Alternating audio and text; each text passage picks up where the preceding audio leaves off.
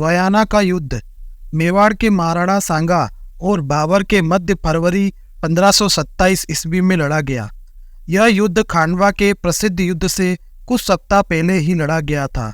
1526 ईस्वी में पानीपत के पहले युद्ध में दिल्ली के सुल्तान इब्राहिम लोदी को परास्त करके बाबर ने भारत में मुगल सत्ता की नींव डाली।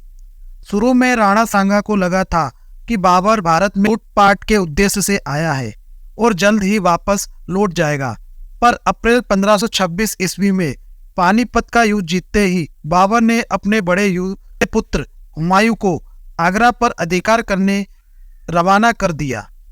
इससे भारतीय शासकों को लगने लगा कि बाबर भारत में रहकर राज्य करने आया है।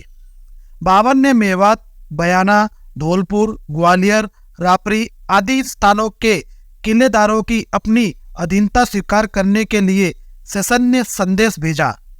लोधी सत्ता के पतन के बाद इनमें से अधिकांश किलेदार स्वतंत्र रूप से काम कर रहे थे। बयाना के अफगान किलेदार निजाम खां ने बाबर की अधीनता स्वीकार कर ली, जबकि मेवात के सूबेदार हसन खां मेवाती ने बाबर की अधीनता स्वीकार करने से मना कर दिया। बयाना का किला राजस्थान का पूर्वी प्रवेश द्वार था।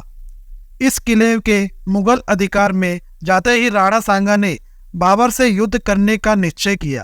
राणा सांगा ने सेना लेकर कूच कर दिया। बाबर भी सेना लेकर आगे बढ़ा। फरवरी 1527 ईस्वी में दोनों सेनाओं के मध्य बयाना का एक भयंकर युद्ध हुआ। इस युद्ध में बाबर की सेना बुरी तरह से पराजित हुई और भाग खड़ी हुई। बयाना पर राणा सांगा का अधिकार हो गया, पर यह विजय स्थायी नहीं रह सकी। कुछ ही दिन बाद मार्च 1527 ईस्वी में खानवा के मैदान में बाबर और राणा सांगा के बीच एक और निर्णायक युद्ध हुआ, जिसमें भाग्य ने बाबर का साथ दिया। इस तरह बयाना का किला मुगलों के हस्तगत हो गया।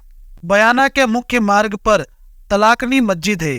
कहा जाता है कि 1527 में राणा सांगा से युद्ध में मिली पहली पराजय से लज्जित होकर बाबर ने शराब नहीं पीने का संकल्प लिया तथा सोने चांदी से निर्मित शराब के प्याले और जश्न और जलसों में काम आने वाले बर्तन तुड़वा दिए। शराब नोशी से तौबा कर तलाक दे दिया। साथ ही सैनिकों को धर्म उपदेश देकर युद्ध के लिए प्रेरित किया। इस युद्ध के बाद भारत में मुगल साम्राज्य का उदय हुआ।